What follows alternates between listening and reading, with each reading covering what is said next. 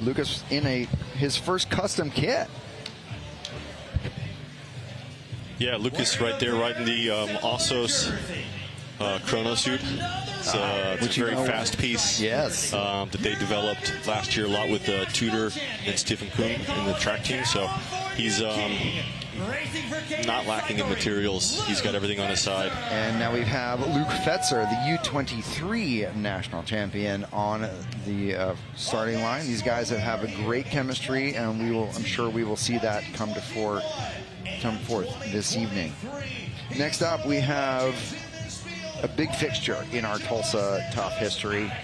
He won here in 23. He had a very disappointing 24, but he's back. He's looking for another win. It's going to be Justin Williams coming on up.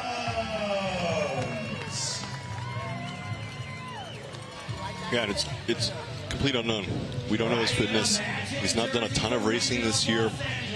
The racing he has done has not been spectacular. It's not showed us anything. If anything, the bookmakers would say, he'd have bad odds. But like we saw in 23, he was in a very similar situation, right? That spring, he was not hot. He didn't do much. Did a big training camp down with Magner, and came out and lit this thing on fire. Speaking of Ty Magner, this is his last St. Francis Tulsa Tough. In his swan song, he is going to be working on a very cool project next year on the other side of the fence. But until then, he's got one more season in him, and he is here tonight. He has won here at the McNellie's Group Blue Dome race before, and he's looking toward a few different opportunities for either himself or his teammates here tonight. One of his other next coming up is going to be Corey Williams, so technically not a teammate anymore, but part of the Williams Racing Group, representing the Golden State Blazers. Corey Williams, well known throughout our cycling world, so we'll be keeping an eye on Corey this evening.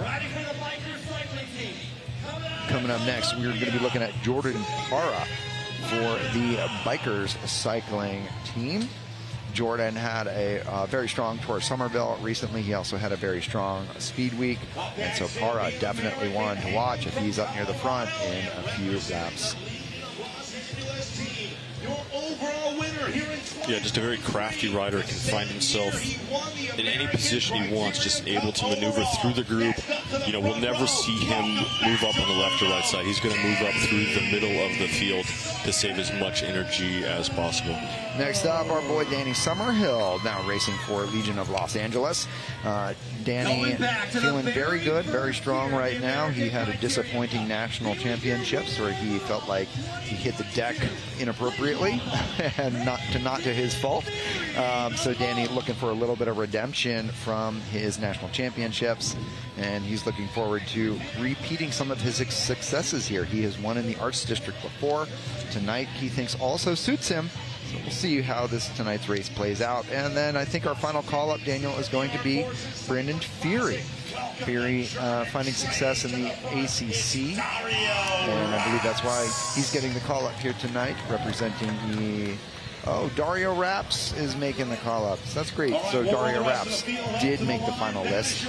Dario is your current German Criterium national champion, and Fury not getting the call-up. Sorry, Brandon. So Raps making that final call-up. Raps, we spoke with him last night at Ride with the Pros. Maybe we'll cut to that later on in the program. He had some great things to say. Short of it is he's very excited. He loves Tulsa Tough, and he is here to race with his DCC Alpecin program. Yeah, this is a very dynamic field. Rain energy no longer, right? Kind of the elephant in the room. That talent has been dispersed throughout the Peloton. We have some swan songs, Ty, and I think Summerhill as well, right? They want to give one big crack on the show. If I was their director, I would tell them to race super aggressive and keep Justin in the wings, and just try to, with Summerhill and Ty, is just go nuts. If they're fit, cause chaos, make it a move. Do it out of a breakaway. Isolate cadence. Luke and Lucas ride really well together. Their other teammates are good, but they're not seasoned. They're younger guys that don't have a ton of experience at this level and this depth to really control this field. So it's advantageous for these other teams to just race really hard and do their best to isolate Luke and Lucas, who just kind of, they're young, they're having fun, and they're wanting to put on a show. The older, wiser guys have to use that to their advantage, try to take advantage of those guys that want to sit back a little too much and put those guys on the back foot. And then we have DCC. These guys have come here for a couple years. They've won a couple of stages. So they know how to race their bikes. They know how to race forward because it's not always been a field sprint. So another group of guys that I think are going to be aggressive, but they do have Dario Raps. They have the depth in talent and kind of the head and the shoulders to do a full team lead out if it's not a super hard race. And then, of course, you have, Techers with those three guys, incredible bike handlers that can put themselves in a really good spot. I think we saw it on Alex YouTube or Instagram this past week from the lead out that they did in DCC. Yeah. Just a very experienced lead out for how long they had to go with the lack of numbers and put their guys in a position to pull it off. I would expect Tuckers to be very patient this evening. They've got Matt Bostock and Ollie Wood, two very experienced Olympians who they've found some success just by leveraging their experience, whereas DCC is going to employ the exact opposite. I think that they are going to be very aggressive from the beginning. They're going to try and I don't know, it seems like they're pulling a legion of past. They've got 6 guys, strong guys, that might just set a hard tempo and try to ride a clean race from the front. A wild card in here is Michael Garrison. Yeah. It's to be seen. He kind of respectfully had a lackluster speed week.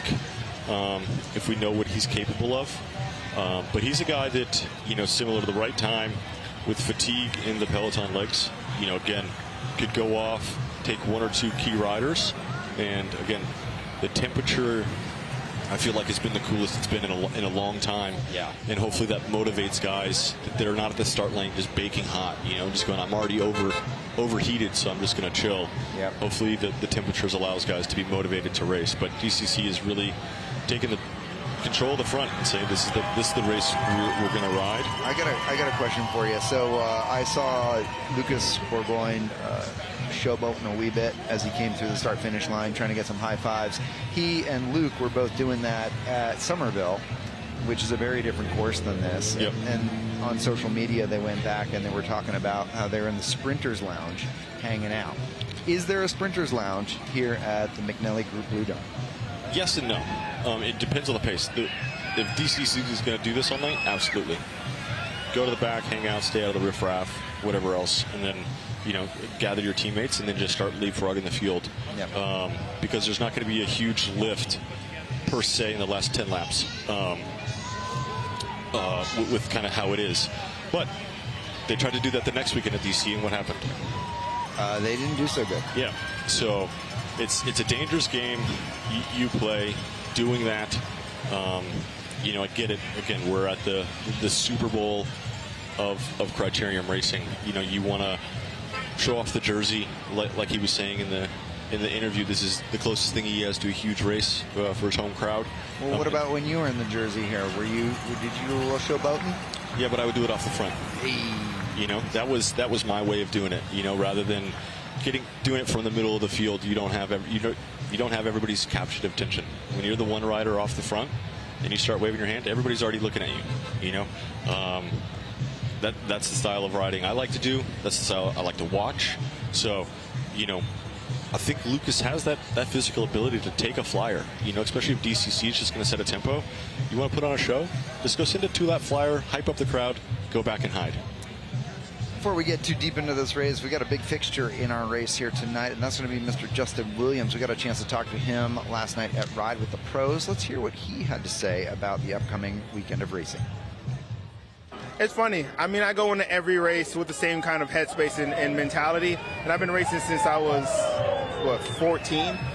And that's how racing is. You can have the best legs and you're going to flat or you're going to crash or whatever. So I try not to think about it like that. I think about it like as if that's racing. And last year was unfortunate, especially coming into those final laps and being in an okay position. It was kind of like going to be a repeat of last year, I think. but that's how it goes, and that's what we love so much about the sport. And so I'm grateful to be here this year. That was Justin Williams talking about what he's looking forward to this weekend at the St. Francis Tulsa Top. Tonight we are at the McNellie Group Blue Dome opening night, and Justin also has had some bad luck here in the past as well, where last year he found himself in very good position. He actually thought that the race was going to play out very similarly to 23 when he won, but unfortunately he was involved in an incident very late in the race and he was unable to finish. So he's looking to shift that luck, but he's very smart, right? He doesn't weigh too much on the past because he realizes that bike races can go any number of different ways, right? And as an elite athlete such as yourself, Daniel, you really can't get too weighed down by the potential negatives. You have to really stay optimistic when you're at this level. Yeah, because again, it could go any. You may have the best legs in the world that day, feel like you have no chain on the bike, and it's just nothing but bad luck. And then there's days where you just have, like, you're riding in mud the whole day, and then all of a sudden, for whatever reason, everything is just dropped in your lap. You have to fight nothing, everything just goes smooth, and then when you need it, it's there, and you win. So it's keeping a calm head on the shoulders with experience and realizing that, it can go any which way, it's unpredictable, and if it goes bad for yourself, you can't go back and fix it. We don't have that technology quite yet, so you might as well just move on and find a way to take any lesson you may have learned and move forward with it. But what we can really see now is with DCC setting this moderate but not super hard pace, there's just an absolute fight going on behind the train for teams to establish position, guys that want to get up there. So we're going to see a lot of teams kind of swinging inside, swinging outside. I think we're going to see a lot of guys talking to each other as kind of the pecking order gets picked out. But at this pace, it's going to be really hard for that to establish. If Legion, really wants kind of that second team, they need to put a guy in the rotation, pick the pace up, and then you could tell everybody else in the field that's fighting for wheels to be like, hey man, we got a guy setting pace. Leave us alone. You want to share this with us? Put somebody up there. So until that starts to happen, it's going to be an absolute dogfight behind there. So for me, looking at this, and if I'm like a solo rider, maybe a smaller rider, is I would have to find that pocket 30 wheels back. Find the armchair right behind that swarm that's always wanting to fight DCC. That's further back than I thought, though, honestly, at 30 wheels. Yeah, but you have Legion fighting for it. You're going to have bikers fighting for it. You're going to have some 2 or 3 randoms fighting for it. So it adds up pretty quick on all that washing machine that's right behind DCC that wants to establish that spot. Get right behind that swirl. Find that middle pocket and just kind of float in there. We were looking at that drone, but look at Lucas Burgoyne right now as he comes out and he's continuing to showboat a wee bit. I worry that that's just, it's maybe not be burning the match, but he's at least striking it on the box a little bit. Yeah, and again, if he's trying to get attention, right? If he's trying to show off himself, he's trying to show off Cated Cycling, he's trying to show off the jersey, he's only, we're obviously talking about it, right? The broadcast isn't on him. He's only talking to that 60, 100 people in that small zone. Yeah. If you want to capture everybody's attention, send the big flyer in the stars and stripes, whoop it up and then go high. But now we see Robin Carpenter wanting to inject some pace, kind of single file it out a little bit. Justin was telling me yesterday that Carpenter's got amazing form, but they were actually looking at Carpenter for tomorrow or Sunday, which I think is probably a smart thing. I think that Carpenter definitely favors a little bit more towards the Riverfront Park course. Or a long-range move like this on this course, because it's taxing. Yeah. You don't send him up the road with Tim to go, and the pace is that high. He doesn't have that, but he can sit such a high pace for a long period of time, like forever. Yeah, for a really long time. So if DCC is going to be like, okay, it's 2 guys, we're going to give them a bit of a leash. They got to be mindful that it's Robin Carpenter. You don't want to give him too big of a leash, because he's going to be able to grind it out. He's going to be able to wear you down. More than you think.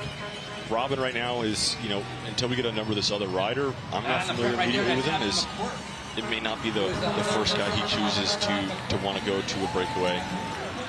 into a breakaway with? We're going to try to get some ID on that rider with Robin. Internet, if you want to chime in while our spotters are helping us out, you're welcome to jump onto the YouTube channel and let us know who that rider is with Robin Carpenter. Also, big thanks to our friends, each blowing up our phones here, helping us out from afar. Our friend Corinne, have you heard of her? She was... Is that 73, 74 national like, time champion? She was thinking that Kendall was putting a crown on herself. Oh. That makes sense. Yeah. Makes sense. Queen of Tulsa. Also, shout out to Corinne and Nate. They just had a baby girl. Yay. So congrats to them in that new chapter. But thanks for watching. But so another interesting move we've got. My God, I'm blanking. Cyclocross national champion in this next move. Oh, there, right? On the blank is a Boulder kid. That's on you. But there's some cyclocross guys that have legacy here. Jeremy Powers always loved coming to Tulsa and racing well. Evan McQuirk is this rider, apparently. So Evan McQuirk is with Robin Carpenter. Thank you guys on YouTube for helping us out with that one. So we got Carpenter and McQuirk riding well. Looks like McQuirk achieved 6th place at 2024 Pro Nats. Thank you, Dorian. And he's represented United Cycling. So thank you guys for that help. So McQuirk representing United Cycling is racing with Robin Carpenter. The chase behind is going to be Golden State Blazers. Brody? Perhaps? Brody's had a really good turn recently, has he not? Like, he raced well at DC last week. Yeah, so that's Brody McDonald. Brody also won Collegiate Road Nationals this year, I believe. I wasn't there, but I think that's what I remember seeing. I'm sure the internet knows. And so Brody, I think, is... I don't know, man. I mean, we've known Brody a long time as like kind of a hothead junior, right? Yep. But like, you know, he's also still continuing to show progress, which I love, and he's really pushing through now into the elite finishes and participating and moving himself through with Brunner. Is it Eric Brunner? Eric Brunner, there we go. There we go. Bang, bang. So, which is, these two guys are two guys that Robin wants with him. Again, nothing against Evan, but you can already see that he's swinging. He's already shown a lot of labor to keep this pace. So maybe with 4 guys in the shared work, Evan can kind of come alive. But just look at his cadence, look at his body rocking when we kind of look at these other guys coming through. So either he's going to flourish because he's going to get some more rest and really be able to partake. But with Brody and Eric Brunner there, they're really going to do better. But I don't know why Legion is chasing again. Yeah, I'm not sure either. That's very strange tactics. Maybe he has no idea that he has a teammate up there. He should be getting yelled at exponentially. Yeah, that's Alfredo Bueno. Yeah. He's no bueno, my man. Like, yeah, back it down.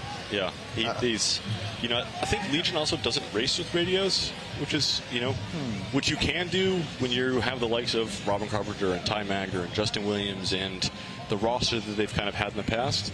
You know, because they're always so attentive at the front they're racing. As you know, maybe some of the younger guys they're trying to bring up, you know, might need some extra help, some hand holding to not recognize, you know, teammates up the road. Because all that's done is help the field carry momentum, encourage, or just give another team, another rider, an extra half lap to get there.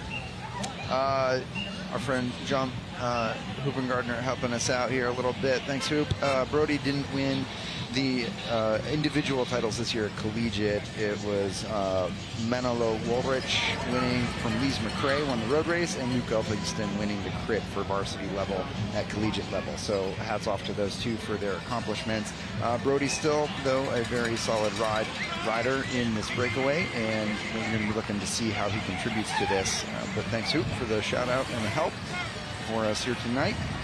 Yeah, and Eric Brunner, I think, has won a couple national cross titles. You know, he's kind of taken that crown of that era of the guys of past, and really taken it. He had some opportunities, and then during the COVID time period, I think, you know, kind of missed out. Created his own cyclocross program, and has been thriving. But I think he's here to really showcase that he's a multidisciplined rider, a big engine that most of the teams here could really use his services if he decides to spend more time on skinny tires versus the cyclocross bike. The Peloton shape right now, to me, looks like they're still working hard, though. So I don't think that this group of 4 can necessarily do much else other than just ride real hard if they want to actually stay away for a while. Their gap is, 12, 13 seconds kind of thing? Yeah, and they need to, again, similar to the women's race, is they need to, quote, overextend themselves, especially because there's 4 of them, and they just have to ride it out until the field needs rest. You have to just, that's the fight they're in now. If they try to just settle into a pace and just, okay, this is going to be 8 seconds, 10 seconds, again, they're not doing anything to take advantage of any lulls. You really need to kind of have that spread quite large. Because if not now at this pace, it's going to be relatively easy for a team or a couple of teams to set a solid tempo to manage the gap, not let it continue to expand. And then, maybe it's enticing enough for somebody to try to go across, or, just those solo riders to really accelerate and do that. So, yeah, they really just need to overextend themselves. They are fighting, the fatigue rate of the Peloton. They cannot settle quite yet. So it looks like Brody won the team time trial with Milligan. So he did win a title this year, but it was the team time trial, nevertheless. So he's got a little bit of that horsepower. And, of course, Brody has won things through his junior years as well. So Brody definitely wanted to keep an eye on him. Let's break it down real quick for us. We have a breakaway of 4 right now. We're very early, just 17 minutes into our McNellie's Blue Dome professional men's race. McDonald on the front right there representing the Golden State Blazers. Second wheel is Eric Brunner, better known for his cyclocross national championships. Third wheel right now in number 72 is Robin Carpenter of Legion of Los Angeles this year. And in sort of the teal and pink, that's going to be the United Cycling Program with Evan McQuirk, who has done well. He got 6th this year at the Road National Championships. So certainly a lot of horsepower in this breakaway early on, but we have the full DCC squad still trying to lift, still trying to catch, and these guys are far from safe from staying away, doubling down on what we saw in the pro women's race. What a fantastic race. If you guys missed that coverage, you definitely missed out, because that was one heck of a race.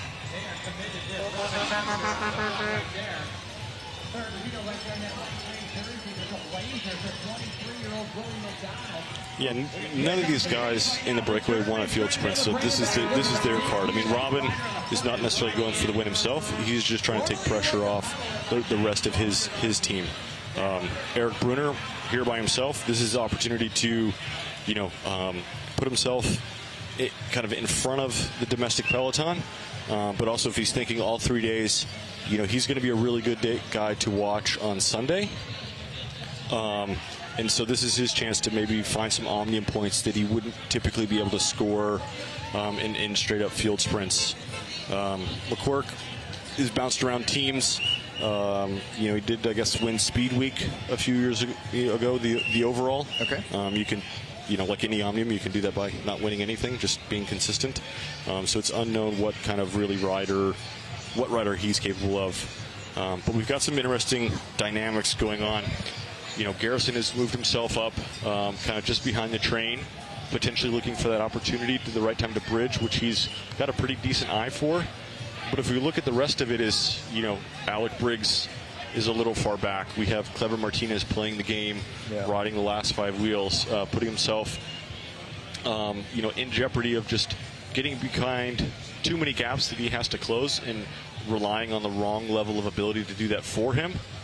And just accumulating kind of this passive load that he may not be recognizing, but might be, again, just missing out on potential action that happens from the front. That CCA Foundation team is a good squad. They're young, so he doesn't have a team with super depth to really to right any wrong ship that may happen. I was just looking at the cadence of Jonas Schmeiser as he came up through, and I remembered seeing an Instagram post today that he rides a 62-tooth front chain ring on a 1-by. Yeah, so, I mean, what? That can mean a lot of things. That means silliness. So, funny enough, I was mentored by Dave McCook. You know, he was a very crafty sprinter, very big guy, but he was also a guy that would, back in that time, would ride a 54 or 55, but would actually block out his 11 and ride the 12 and 13 cog. And again, with the mindset of better chain line.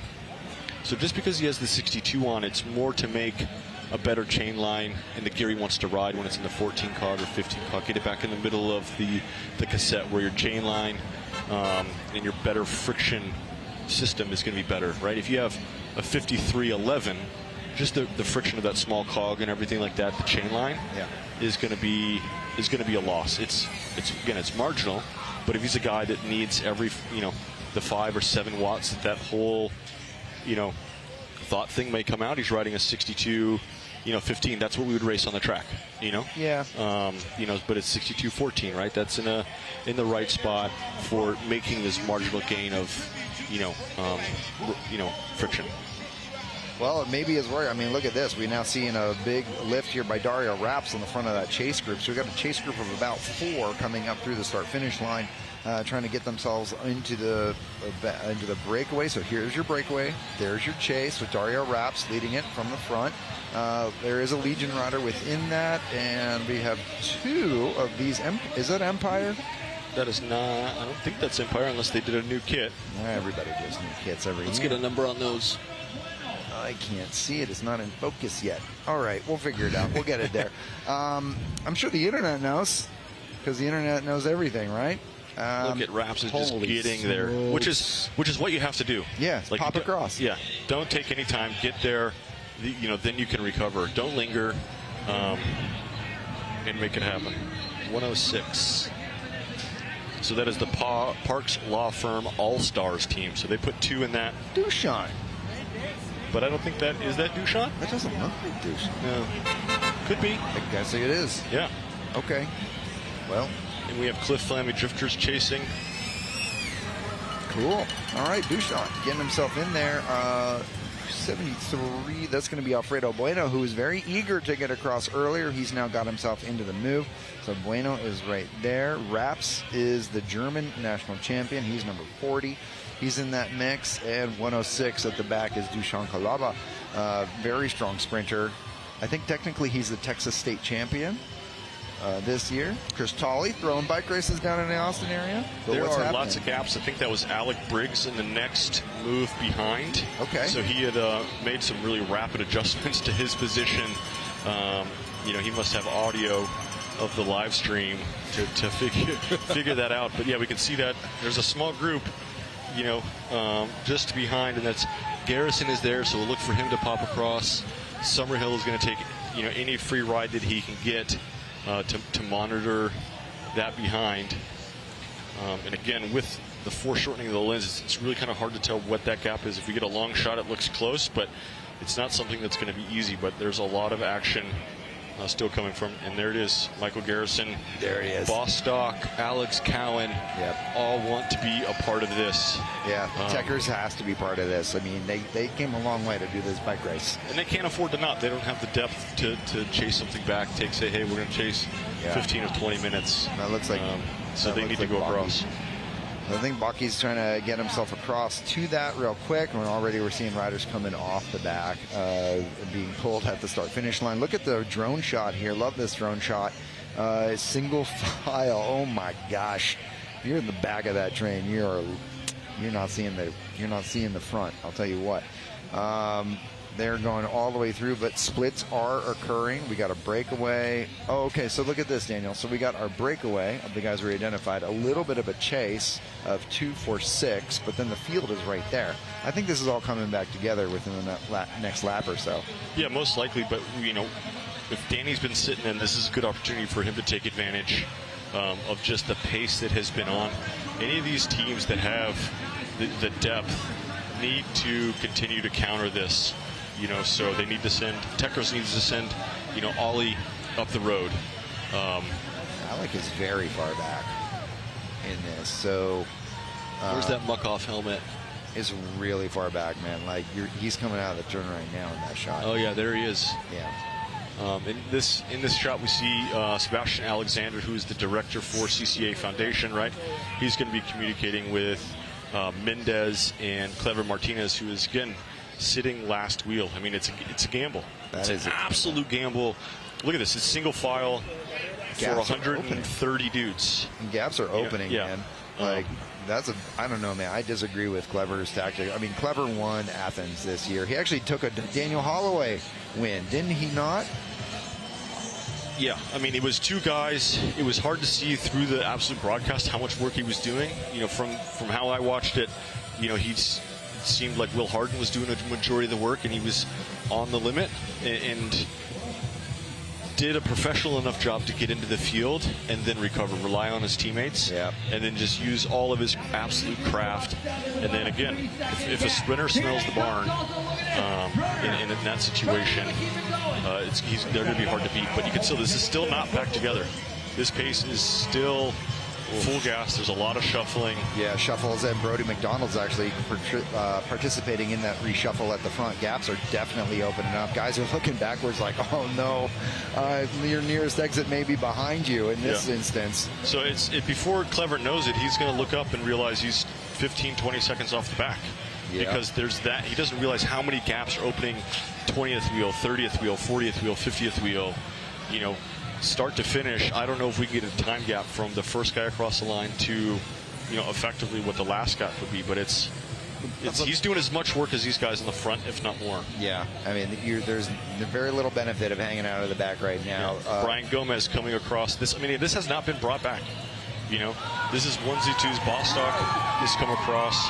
You know, that's actually Ollie, according to this sheet that we have. Is so either way, Ollie Wood and Matt Bostock, two very talented riders. But here we go, Para, Gomez, Summerhill. I mean, these are the guys. So Ollie and Bostock have made that from Techers, but you know, this is where it starts to get dangerous. You know, relatively, Summerhill and Gomez have fresher legs out of guys that have been up there. Jordan Para, you know, a little bit of a reset, but some. Well, let's talk about this real quick, man. These guys were teammates last year. That doesn't matter now. I know it doesn't matter now, but what I'm saying is they know each other. Yeah, and you know, you have that alliance for a short period of time. You know, they both look at each other and with respect. You know, but that friendship is going to be out the window. 3 to go. Tim Smith getting himself into that mix for chaining windows and doors. How about that?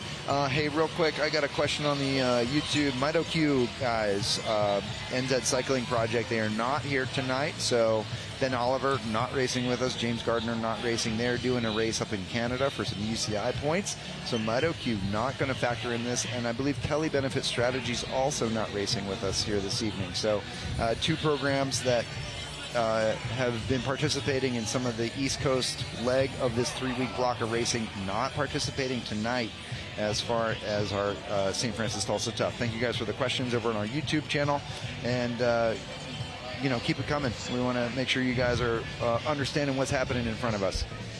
Yeah, I love seeing these guys. You know, again, I think that cool temperature at the starting line has, you know, kind of allowed guys that space to think about racing harder than they may have on other days when it's been so hot. But I think that's Aaron Beebe as well from First Internet Bank that has made the move. Another big engine, maybe not an outright sprinter, but a guy that, you know, you definitely want in a breakaway to go to the line. Number 12 from DCC, Oliver Leroy has made it up there. Again, that's just like a subtle reset to the chaos that has been the last few laps of guys jumping across. But Dario Raps now has an excellent partner. So Olivier, he raced fixed gear crits with us way back in the day. Olivier wears the national jersey of a small French province that he is the champion of and has been for a while. So he's a French national, and he is the champion of his region. And he wears that jersey representing that, and he is now driving that pace on behalf of Dario Raps and Brunner. Brunner's been very active in this so far tonight. he clearly wants to improve his odds for himself, I think. And Maximilian Schmidbauer just made the back of that group. What do you know about Max? Not too much. Immediately, he was a lead out for Matthew Vanderpoel last year. Oh. This is his first year out of the World Tour. He's now doing freelance stuff, and he basically saw our coverage and was like, "That looks sick. Let's go." Yeah. So Maximilian Schmidbauer in that all-black kit, he was the lead out for Vanderpoel on the World Tour for the past, I don't know, 3, 4, 5 years. Well, welcome to the jungle, baby. Yeah, so he is now part of that mix. White helmet at the back, looking very comfortable. But this race is really stretching out. Hoop just texted me again that he says the race dynamic that we're seeing here is very different from Pro Nats. But we're also going to say that this race will be different because of the numbers, right? So at Pro Nats we had 51 starters. This race we had 130. And we also have internationals intermingling here, right? So Pro Nats is going to have that look and feel that will be just Americans in a relatively small field size versus what we're seeing here tonight with a full gas, full house of a sold-out bike race here in St. Francis, Tulsa Tough. Look at this, though. Like full reset. I mean, complete reset. How much effort did Briggs spend in that chaos to get himself up there? I hope not a lot. That was a lot. I mean, it was single file until a lap and a half to go. So he had to have been making progress that whole time because the pace didn't just absolutely stop. You could see him just moving, continuing to move up as the pace ramps up back to single file. We got one solo rider off the front right now. From Cliff. That's what Cliff looks like now? Yep, they changed their jersey. But you can see that chrome highlight is a really good identifier. But here goes Garrison. The trouble Garrison has right now going by himself is he's going to have no companion. Yeah. A lot of the guys he's going to want to typically go with are recouping. Like, he just kind of missed being in the right spot to take advantage of any high pace. Last year we were somewhat critical of his tactics on the Arts Day, where he was very, very strong and seemed to be using a lot of fitness in weird times. Do we think that he's changed the tactic? We'll see. I mean, from the coverage we saw from Speed Week, I don't know if he was just missing a percentage of form, maybe kind of backing out his fitness a different part of the year. But, from the racing that I've seen develop is that he hasn't made an outright change to that. Some of it's, he'd like to, maybe his mind is there, but his body isn't there quite yet. Again, tomorrow and Sunday, I think, is where we're going to see more of Michael come out. Yeah. Fitness-wise, just kind of his overall ability, wear and tear on the Peloton, to see again where his dynamic has gone strategy-wise. We got ourselves a mid-race preem coming up, I'm hearing over radio. So mid-race preem will come up and perhaps shift our dynamic one more time as we are looking at our field all back together. We've had a lot of animated intro to our race. We're 33 minutes into our Pro Men's field here tonight. DCC Alpecin in the pit. You can see them on the pit cam. Well, they're using iPads. Are they sending text messages to each other? No, I mean, like just that's a 2025 whiteboard. When they first deleted, radios from the domestic Peloton for that period of time, right? Gord Fraser was out there with a big 24 by 24 whiteboard and a marker, I feel like Gord's approach is a little better, but hey, whatever. Here we go, mid-race preem coming right up. This is going to be Parks Law Firm, I think, perhaps. I thought they were pink. Okay. Why does everyone change their kit now? It's like everyone's doing a fashion release here at Tulsa. Look at that. Justin Williams at the front of this race. My goodness. Justin Williams don't want to be left out of the front. He's up at the front. He's got DCC right next to him. I think Justin's really just trying to roll through. He's not necessarily trying to do too much other than keep himself out of the foray here. And Tucker's also amassing up near the front. Big preem coming up. We got this one rider off the front. Jaime Castaneda, and that's Alec Briggs giving chase. Briggs could certainly use a little bit of preem money as they come through, and you can see that whiteboard being used to some effect for these guys. Briggs is there with the muck-off helmet, and DCC is chasing him with his teammates, Alex's teammates behind for Techers. Look at these guys, though. They're sort of looking around, looking comfortable. Is that Chris Tolley in the mix? Who knows? He's a legend, myth, can't be seen. Mostly a myth. But I mean, look how, relatively, how many guys got shredded in this first 30 minutes? I mean, we saw. Well, 130 started. I think we've seen a lot of guys, 15 minutes in, outside the barriers. This has definitely been one of the harder opening Tulsa Toughs we've seen in quite some time. Yeah, it's a very interesting race dynamic so far that we have seen, where the DCC keeping the pace on the front right now, and sort of drew out some other riders who were trying to counter that DCC pace setting from the front. And we had some very strong riders trying to get them there. We're trying to see the number of the single rider right now who is off the front. DCC, though, trying to get there. This is a preem lap. Eddie Huntsman maybe trying to get up there for that preem, but I think he left it a little bit too late. And that one single rider is going to get it. We're going to keep some real eyes on him as he comes by us here in turn number 1. 51 is what I saw. Riley Reitzman. Who could be, he's, I think he's still U23, but he's a big motor. I think if we watch, go back and remember my live stream from Gateway Cup from a couple years ago, he was a guy that I was just like, what's happening? Why are we doing 700 watts? And he's just like on the front ripping.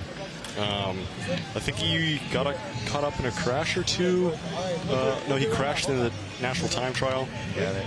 Right now we're looking at the pit. This is going to be Jonas, who rides that 62 crazy gear, and he's in here just getting a wheel swap. This is really easy, and I think if you're watching this live stream, you know what a neutral lap is, but in case you don't, neutral laps are permitted in a Criterium, and you are allowed to be in here and get yourself fixed if you have a race-related incident.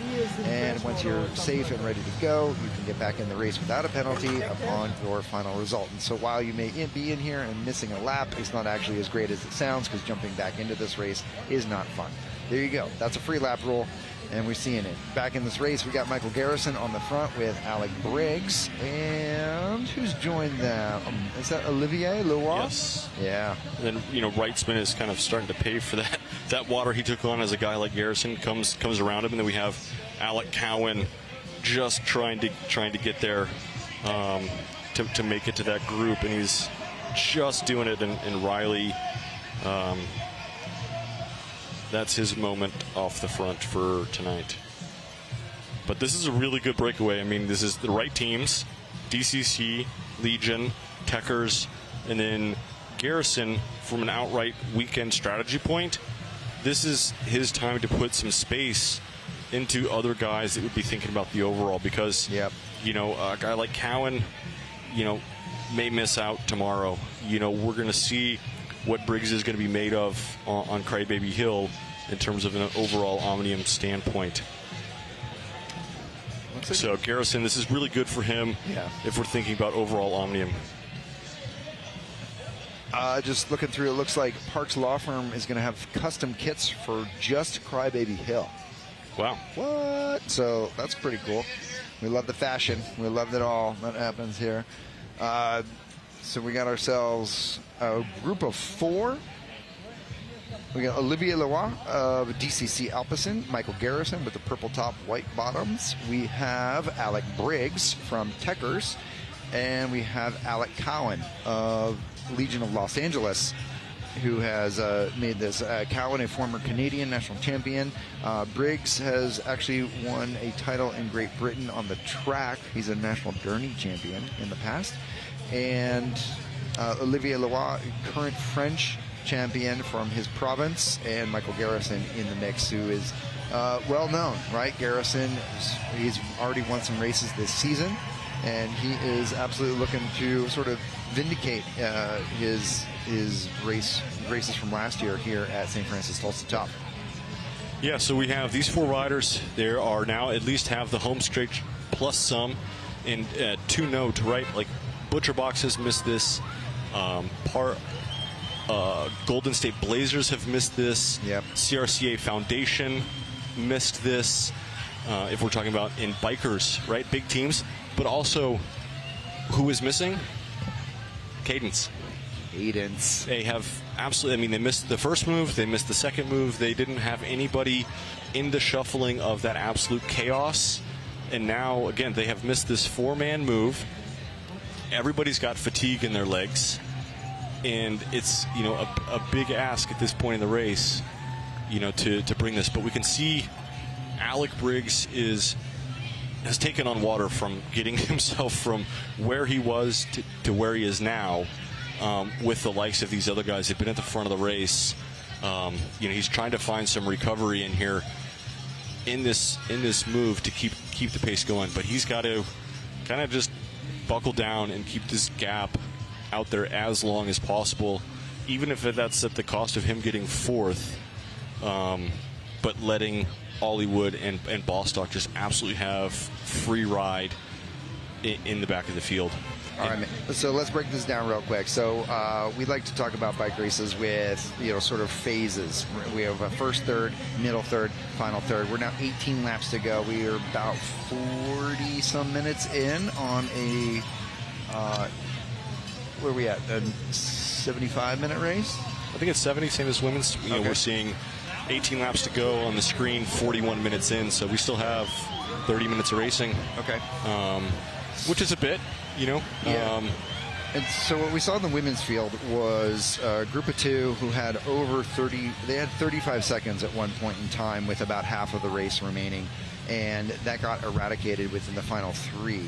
Now we have a group of four here in the men's race with a half a race remaining, and they look to be working well together. They're building upon their advantage.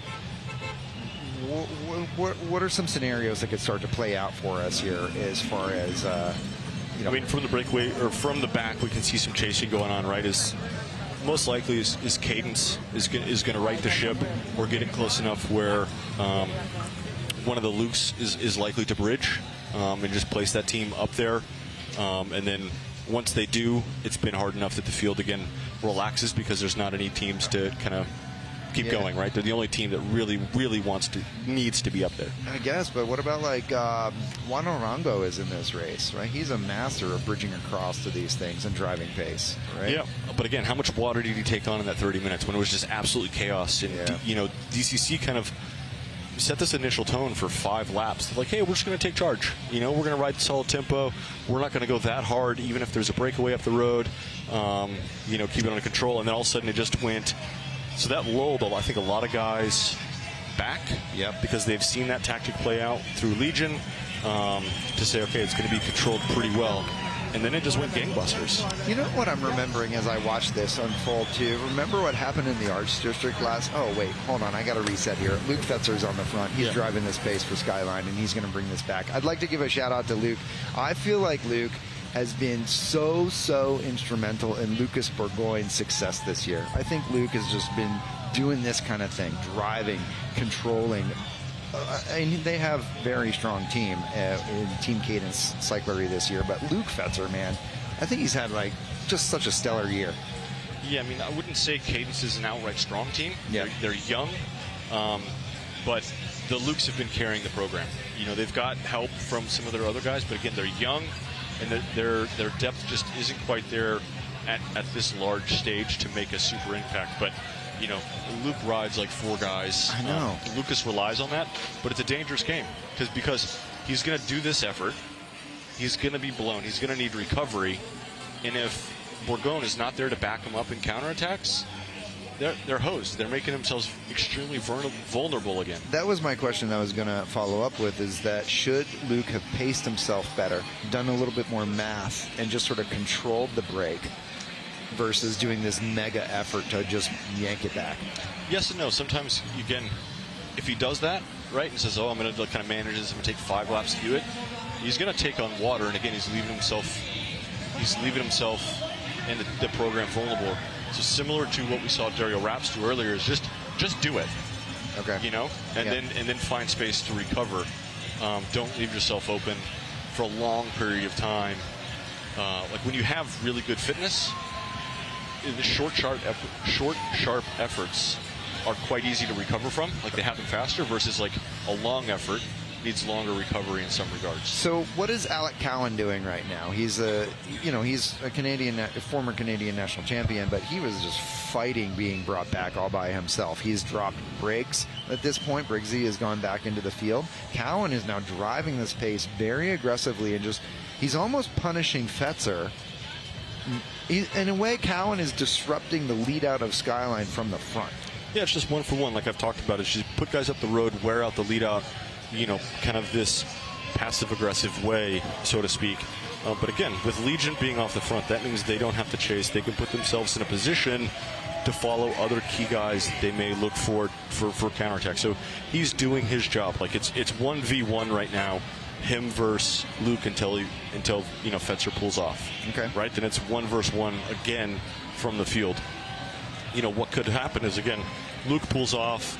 People see that it's just one rider, and then the field relaxes just a little bit. But with the fatigue that Alec is carrying, the gap's only going to get so big. Unfortunately, I don't think this is Alec Cowan of the past, where this, similar to Robin Carper, could be an old, even as a solo rider, be ultimate dangerous. So they might give him a little leash just because it's one rider, and everybody in the field of note is begging for some relaxation, and they can do so because it's only one guy off the front. But man, look how small this Peloton is. Well, we got a preem on the next lap for a $200 preem for the next lap, and that's going to probably wipe out Cowan's advantage as we are coming into 14 laps to go. So a $200 preem. Maybe. I mean, what single guy, small team guy is fresh enough to close 8 seconds, 6 seconds, sure, for $200? So we'll see. It might be somebody's race ender, but it's paid for their race entry fees for the weekend. Yeah, I mean, what's that gap right now? I mean, 4 seconds, basically. Somebody in between? Yeah, with one guy coming across to it. So with that, I mean, I just feel like I'm trying to see that field there. So Cowan's now entering, was that 5? Yep. Yeah, you're right. I like being wrong. I like when you make me seem silly, because that's why you're here, right? It's like, the insight here is that from, let's call this not pro level, right? You hear that money bell and you just go for it. And you're at this level and you're like, okay, that'd be a nice bonus, but at the same time, I'm not going to sacrifice my race for a few bucks. My team job, right? My team job, my team role is more important than this $200. And so we see one guy trying to go across to Alec, and it just has not. He just stalled halfway, which is never good for Alec, because it's just a. It shows somebody else that, I can just leapfrog to that guy and leapfrog to that guy. Yeah. But it's a cadence rider. It's representing that program. It's for a period of time showing the other teams that, both Lukes could say, hey, we have a guy up the road.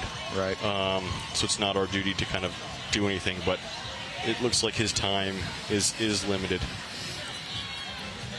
Samuel Smith, I believe, for Cadence Cyclery, getting himself there for a little bit of time, and he's about to be reabsorbed. And we're going to look at the front of the field to see. It looks like Cliff Bar, maybe. Legion. That's Ty's custom. Oh, that's Ty's custom helmet. What is it? Choco Coffee. Fetzer's in the pit. Luke Fetzer in the pit right now. Fetzer looks like he's having some mechanical issues, and sometimes again, in the pit, right, it's got to be ultimate failure of something. That is not a loose bolt. That's not your saddle dropping. That's not your saddle coming off. That's not a pedal coming off your bike. That's not your hoods moving. It is very much a flat tire, a broken chain. We're swapping the pedal. We're swapping both pedals. So maybe he's doing a bike swap. They only have one set of pedals. Oh. Very bizarre scenario here. Fetzer's getting a new bike here. Okay. So they've got and this is a random spare bike. Look, they're moving the saddle height. They don't even. This is just a bike in the pit. It's not even set up. Yeah. Specifically for him. They're literally. And he's got 3 seconds. I mean, these guys are coming through the start-finish line. They're coming up and the pit is right around corner 1. So they've got to get him. Once the field goes by, he doesn't get to stay in for another lap. Right. He's got to get on the bike and chase. So he's going to be up for it if he can't get out of the pit this lap. We're going to find out what the USAC officials decide. They may give him a little bit of leniency since he had to do a full bike swap, but you know, he's also doing a nice job staying calm. That's a nice thing that we see when real professionals are in the pit. They stay calm. If you start to freak out, you're creating your own problems as well. And so Luke's trying to get himself ready. Yeah, everything's out of his control. Like once he got into the pit, like he can relatively control nothing. He's got to trust his staff, his mechanics. Yelling at them isn't going to make them work faster. It's going to frustrate them. You know, even in these moments, if you could just throw out a please or a thank you, right, is like it keeps that just ever-present calmness going on there. So he's got a bike. Hopefully the saddle height's good enough. Ideally, you want. Oh, they're making him chase. What? Oh, no. No way. So they've got in these scenarios, right, is he'd probably like to err on the side of caution with the saddle being a little too low rather than too high. Yeah. Who knows if he's ever even ridden this bike? It doesn't even look like the right size. It looks tiny. It's small, which is like a thing in itself. His back is going to hurt tonight. But we can see now Legion, right, taking control of the front. You've got Alec, Ty Magner, Summerhill, Robin Carpenter there.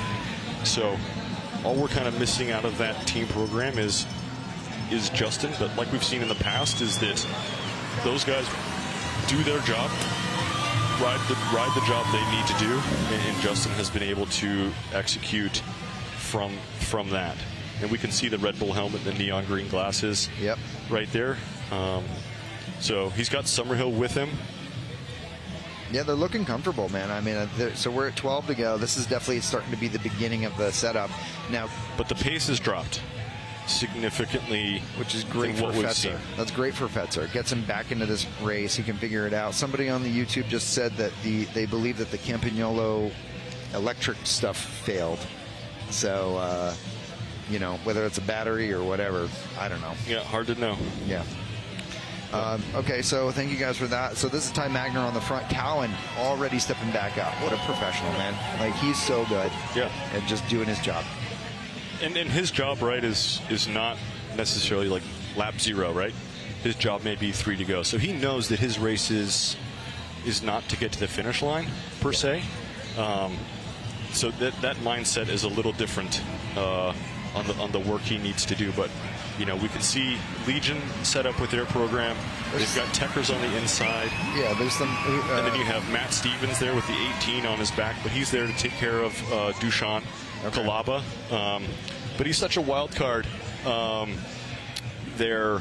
He's so strong to just keep a guy in place, but he's not in the kit that other guys would necessarily recognize as one to you know, have that immediate respect there. And he does, you know, a crash on the left side of the field there. Yep. Cheney, this is definitely towards the back. VeloFit rider, it's a Cliff. Some of the Waldo Racing guys that we talked to over. So these guys, with 10 laps to go, the pit is still open. They'll be allowed to get in there. That is one of the guys we actually talked to last night at the Ride with the Pros briefly. I think Chris Tolley might be in the mix there too. We're going to get this camera going in the pit.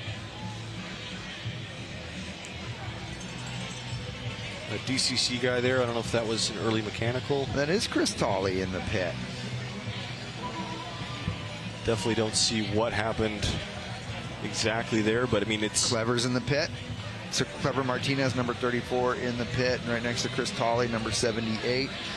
So Clever, definitely a rider that even in the YouTube comments they're asking about how he's doing and where he's going to be. So you can see now see Clever Seba holding Clever, getting him situated. These guys went down just past the start-finish line at sort of an awkward moment of a tangle. Clever looks to be okay. The reason I didn't see Chris Tolley is because he's in camo. Yeah, Chris Tolley in camo. You can't even see that body right there. But yeah, this is Clever's opportunity to kind of take a gel. knowing Saba push the limits here and quote get clever some free positions after that brutal first half of the race and him playing the game at the back. It's going to be like a chariot start here right now. Yep, see? Oh my God. See Saba. Oh, they said no. They pulled him back. Wow. That was, oh, Saba's mad. Saba's mad. Look at this. This is like Yankee Stadium right here. Saba's throwing down right now in the ear of that official, going at it right now. We're not even looking at it on camera, but it is happening. This is Yankee Stadium. The official's telling him to get out. Yeah, this is, I mean, like, he's got to push the boundaries for his team, right? He's got to push. Like, Garrison is in the pit. But, you know, he's got to do his job. Is push, again, they're trying to push the envelope as much as possible at this stage of the race. But you can see, you know, we can see in the pit, Saba has, you know, the whole thing is de-escalating. The tone is coming down, you know, as they talk through it, which is nice to see. Garrison now coming up. Yep. We'll see what the push is going to be for Garrison here, as he's now in the pit, about to be pushed in. Now we're losing track of what you guys are seeing on the screen. Sorry, we're looking at real life stuff here that you guys can't see at home. We apologize. 10 laps to go on the screen right now. You got Legion of Los Angeles on the front of the race. Meanwhile, back in the pit here, we got Michael Garrison, one of the protagonists of this race that we think is going to be affecting the end. But he's right now in the pit with 8 laps remaining. 8 laps to go right now. Legion of Los Angeles being led by Ty Magner, and now Biker Cycling Program coming up on the left-hand side of the road. Going to be a factor to play here as we see Garrison about to get tossed in. Where are they going to let him in? Yeah. Similar to where they wanted Clever, you know, start getting into the race towards the middle. That way he kind of ends up kind of towards the back, which is what they are kind of the written rule is to be entered into the back of the group. But yeah, now as we see the front of the race, Legion there, you have bikers integrating. Bourgogne has had to move himself around, move himself into the position, and now he's got one guy to try to help. The saving grace for Luke in this position is that I can speak very immediately of is that he's got the stars and stripes. It's not bold, but he's going to get some of that natural respect that comes with the jersey, that he's not going to have to fight as much as somebody in a random jersey per se. John Kroom, you know that guy? Yep. He's asking us what our call is. Who do you think is going to win this thing? Ooh, man. You know who I've not seen whatsoever this whole race? Jim Brown. Jimmers. And he's a finisher. And he's a guy, he's, you know, a UK rider. He's used to very difficult grits, being on the pedals kind of the whole race. But he's seemingly done a good job hiding. Granted, I don't know if he's still in there because we haven't seen him at all. I think we've only seen Eddie Frere. Eder Frere once representing the Blazers. You know, Granigan's not here. He's got an injury. You know, we saw Brody McDonald a little earlier. You know, they have Corey Williams as well, but Jim Brown is a fast finisher that we have not seen go across to a move, do any kind of pulling, anything like that. But now we see Alec from Techers up there. There's Bostock and Ollie Wood. Bikers is getting involved in this mix as well. And there's Jimmers, actually. I just saw him. He has no glasses on. In the drops, just sort of at the back of the Bikers program. But you can also see the green of Team Skyline Cadence starting to mass at the front. And now Alec putting himself into the mix. He's right in front of Justin. Now, these two are great friends. They collaborate on a lot of things that we don't even see, right? So these guys have a lot of respect for each other, but they are now racing against each other. So you can have respect, but you can also, you know, want to beat your friend here. And so Techers, 3 guys, but two of them are Olympians. Yep. And so, you know, these guys have a lot. And Baki right in the middle there. So that's going to be Matt Bostock. He is now talking to Wood there as they're trying to get themselves together right next to Robin Carpenter.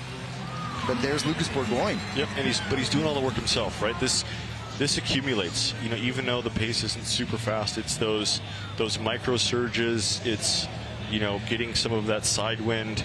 You're accumulating it. You know, some of it more so.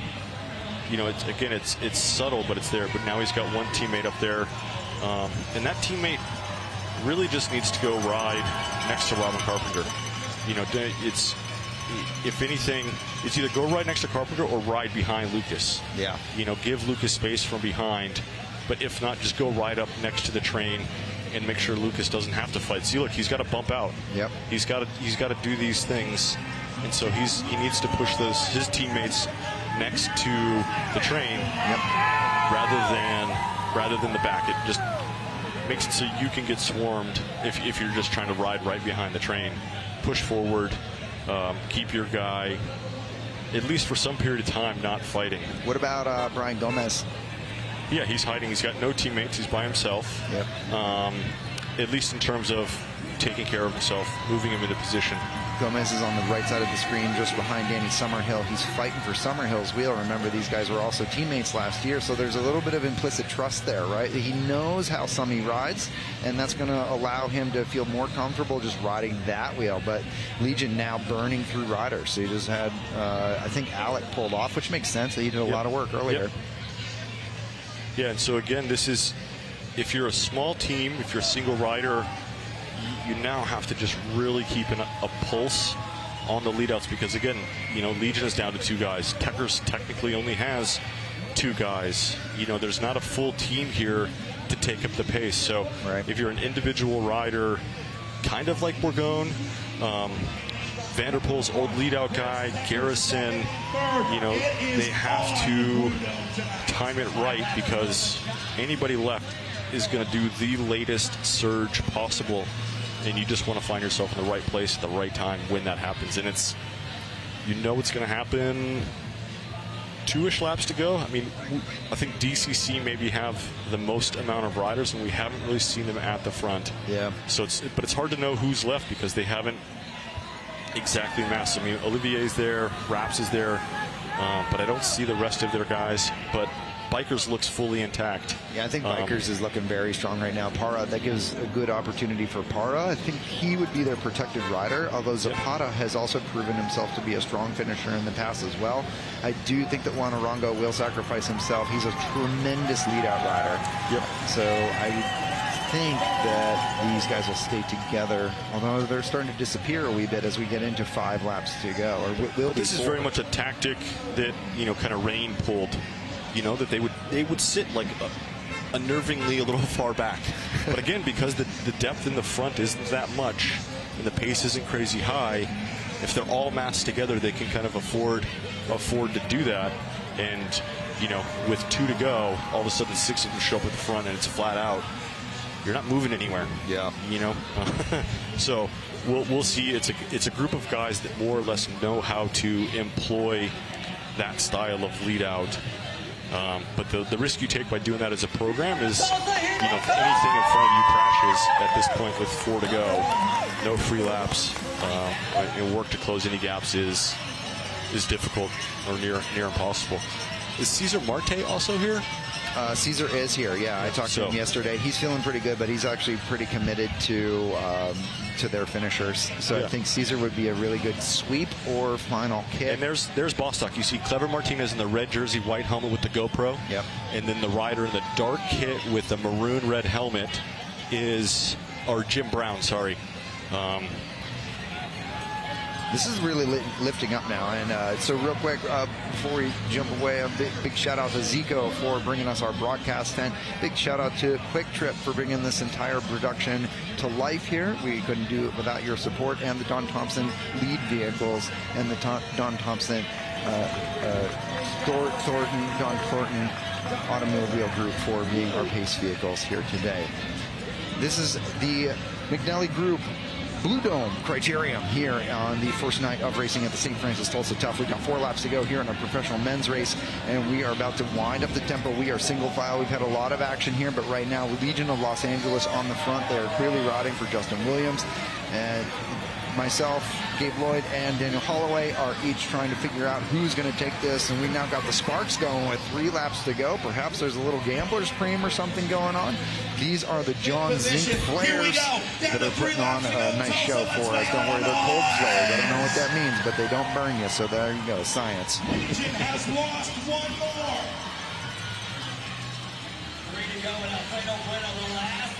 Maximilian Schmidbauer in the middle of the field right now, very far back. I don't think that he's going to be a factor unless he proves me wrong. I love being wrong.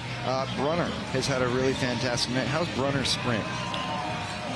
More or less non-existent. There you go. But he can be able to hold just a high pace. So he's going to be, if he gets his timing right, he's not going to pop around anybody, but he's going to be able to hold the wheel, and fight and hold for position.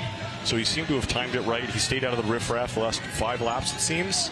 And then now, when the pace is absolutely up, it's very difficult to move around. He's found himself in a pretty good position to just hold the wheel of the fast guys. But again, once the big sprinters come out, he's not a guy that's going to pop around. What are your thoughts on Garrison at this point? Too far forward? I mean, he's just protecting himself, right? It's again, if he's thinking about the weekend, being too far back just puts himself in some danger. But he's got such a big motor that, again, like I talked about in the women's race, is that if he can go long, right, how many guys are gonna pass him? Well, okay, so here we go. We saw last week at the Armed Forces Cycling Classic in Washington, D.C. that Techers did a 2-lap lead out, but it was a very different course. It was more technical. There's bigger speed shifts on that circuit, so that same tactic may not work, but we're at 2 laps to go now here tonight at the McNellie Group Blue Dome event. These boys are starting to lift it up now. Techers taking over at the front, trying to probably get Matt Bostock up in there. But look at this. Garrison's now just taking this at the front. I guess when in doubt, lead it out. Yeah. Again, if he's... Whoa! What a save. I think his rear tubeless wheel just burped a little bit. Okay. Well, he kept it upright. Nicely done, sir.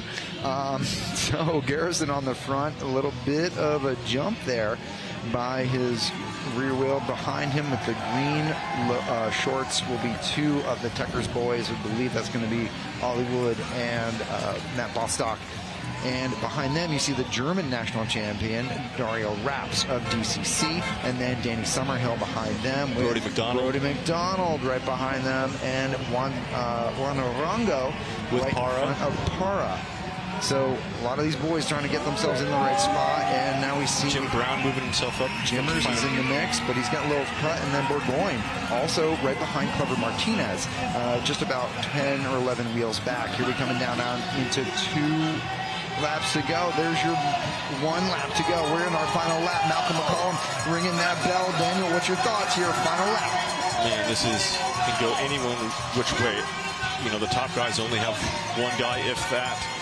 Oh. Gomez is there. This is a good one for him with those 2 long back straightaways to get in fight position, but he's going a little bit backwards. Well, there's definitely a front of a race, and then there's also everybody exiting out the back right now. This race at the front, though, is full gas. We got Techers. Summerhill is right there. Now, Summy is trying to put himself in good position. Para coming down. Para. And with Para right there, but look at third wheel. It is Dario Raps from DCC.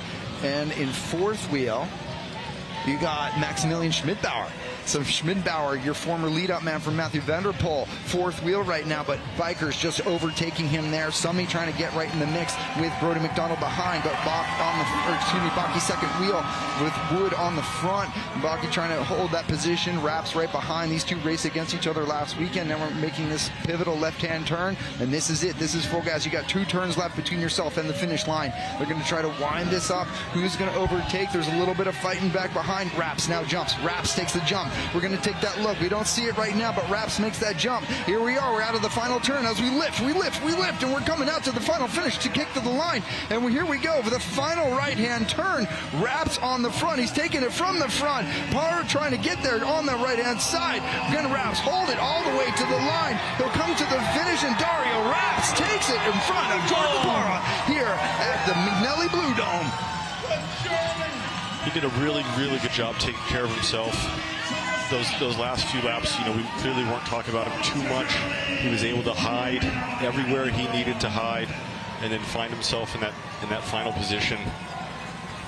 Dario Raps, your German national champion, taking an emphatic win here tonight at the McNellie Group Blue Dome Criterium to kick off our first night of racing for the 2025 St. Francis Tulsa Tough. Dario Raps for DCC Alpecin, your winner here tonight.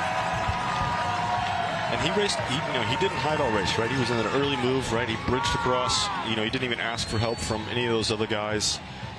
So he clearly is on some really, really good form.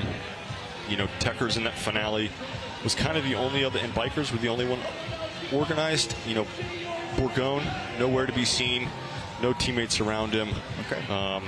Was that a fact that, Luke had a bike change that wasn't his and just couldn't do it, or the other guys to be seen,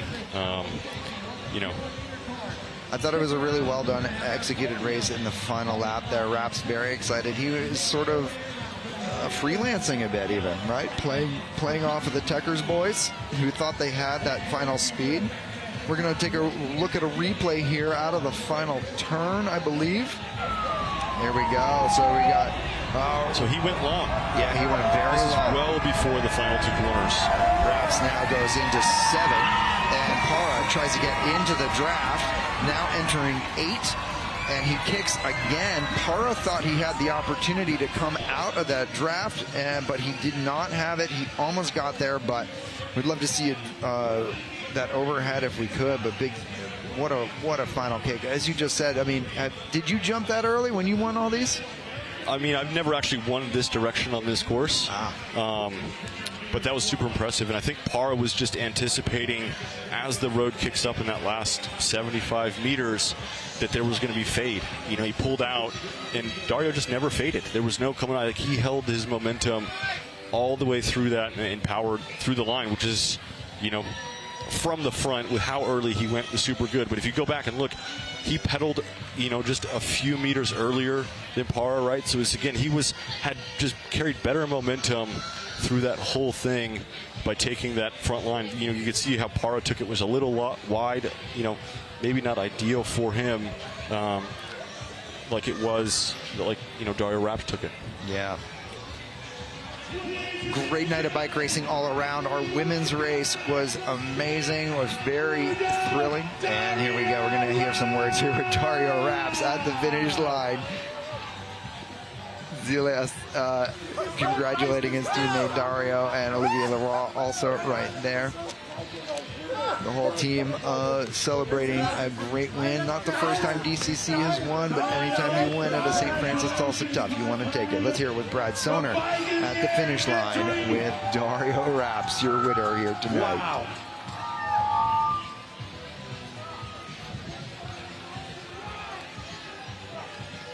Too busy celebrating. Dario, clearly a lot of emotion for you. Very happy for the win tonight. Just tell me what's going through your mind right now. How do you describe this feeling? Oh, I can't even describe it. I never thought that I'd win such a big race. You guys are awesome. This atmosphere, I never could imagine that. It is so amazing. Oh my God, and I'm so happy. Dario, you guys came to America with one goal for your campaign, and I think that was to get a win here at Tulsa Tough. Now that you have done that, what remains for you this weekend? Can you do this again at Tulsa this weekend? I will give my very, very best. You can't believe that. I don't know if I can do it again, but let's see what the next days will bring. And we are so hot for the next races. We can't, just can't wait for it. You guys, thank you, everyone. Thank you. Dario, last thing, describe when you go back to Germany and people say, what was Tulsa like? How do you describe the great Tulsa Tough? The absolute biggest Criterium in the whole world! Tulsa, you heard it here first. Give it up for your champ, Dario Raps.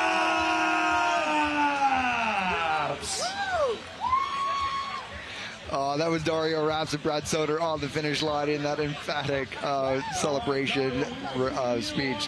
We had a great night of racing here tonight, and it was through and through just an amazing show. Please go back and watch our professional women's race because the coverage was outstanding, the racing outstanding, and we hope you'll give them a lot of airtime. Our pro men's race just finished up, but don't go anywhere because we got 2 more nights of racing. We go to the Arts District tomorrow, and we finish out at the McElroy Riverfront Park on Sunday with Crybaby Hill.